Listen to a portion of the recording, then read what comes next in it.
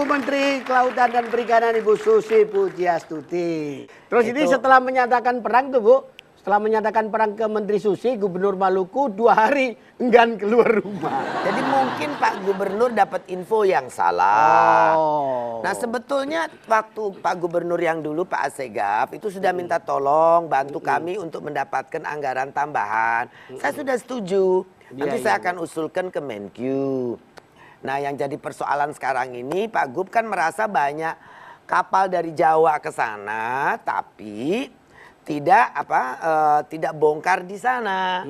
Nah padahal saya ini mendukung dan bahkan men-encourage semua kabupaten atau provinsi.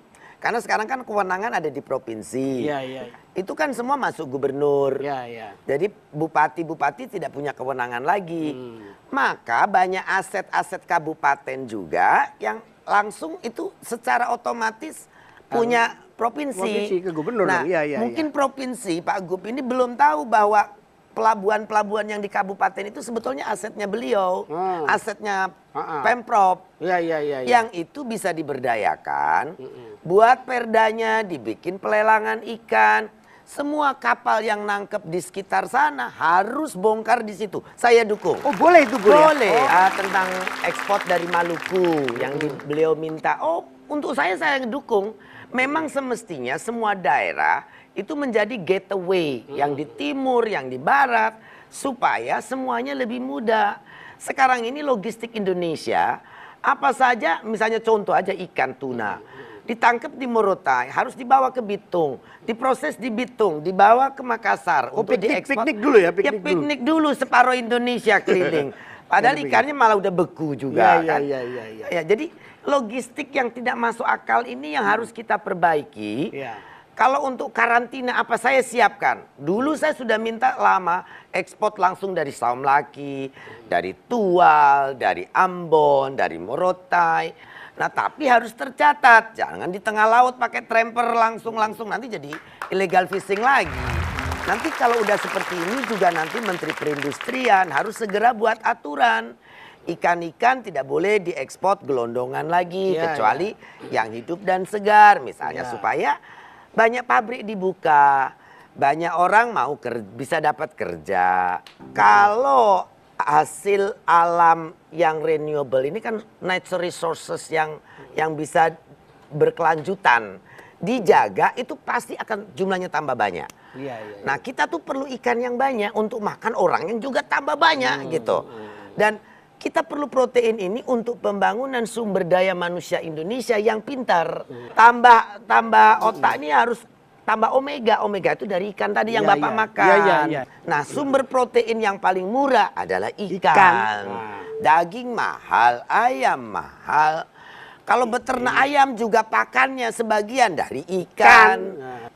Jadi artinya Gubernur Maluku nggak takut keluar rumah lah, keluarlah baik-baik ya kan. Tinggal ngomong ketemu sama Bu Susi beres. Itu beliau cuma ngeluh saja lah. Lagi-lagi kadang-kadang frame dari. Oh gitu medianya juga ya.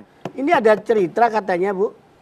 Ibu kabarnya pernah mau dicoba disogok oleh Menteri Luar Negeri dari beberapa negara ASEAN terkait dengan penangkapan kapal bendera asing itu. Ini ceritanya Thailand. Enggak lah, enggak ada yang mau sogok. Mereka cuma minta tolong kalau bisa. Tapi kan kita sudah clearkan di awal, tolong jangan mencuri ikan. Sudah, itu polisi negara kita selesai. Udah. Oh, Ibu kalau ada Menteri Luar Negeri minta tolong begitu-begitu, Ibu tegas gitu ya ngomongnya ya? Illegal fishing itu sudah perang dunia, bukan cuma Indonesia saja. Semua tahu. Kedaulatan negara. Kedaulatan negara, kedaulatan sumber daya laut kita. Dan kita ini butuh laut ini untuk produktif karena orang kita banyak. Jadi selain untuk dijual, menghasilkan devisa, ekspor kita juga kan terus naik. PDB perikanan kita naik 29,9% tahun ini dibandingkan tahun lalu. Sekarang hampir 16% tuna yang dimakan di dunia berasal dari laut kita, kan? Tapi ya itulah, itu kan maunya Bu Susi yang sebenarnya juga maunya undang-undangan Bu ya, aturannya kan seperti itu. Tapi kan juga ada saja koleganya yang nggak setuju atau berseberangan. Menteri Koordinator Kemaritiman. Sampean lo ya yang Iya, nanti dibilang aku berantem lagi. Loh, sebenarnya ini tell me the truth, Bu. Antara Ibu sama Pak Luhut itu ada Ya masalah baik apa sih? saja, tidak ada apa-apa. Nggak ada apa-apa ya? Tidak ada apa-apa. Ya Tapi- prinsip berbeda, kadang-kadang biasa. Itu yang berbeda apa sih secara prinsip sama Ibu sama Pak Luhut, apa bedaannya secara prinsip? Ya mungkin karena beliau kurang mengerti saja laut itu saja. Bahwa kalau ikan tidak ditangkap tuh akan beranak pianak. Tambah banyak ikannya, tambah gede. Nah begitu ditangkap, dapatnya banyak kita gitu loh. Itu waktu pamit di DPR kan barengan Pak Luhut juga ya? Oh di ruang berbeda. Oh, ruangannya berbeda. Ya Pak Luhut juga pamit kan. Oh, pamit. Sama. Iya, iya, sama-sama Semua pamitnya ya. pamitan, ini Iya. semua menteri pamit. Nah, terus, Tapi sama media yang ditulis Susi saja. Iya. Ya karena Bu Susi yang paling lucu kan soalnya kan. Lucu kan. Saya ini datang rapi begini masih dibilang lucu.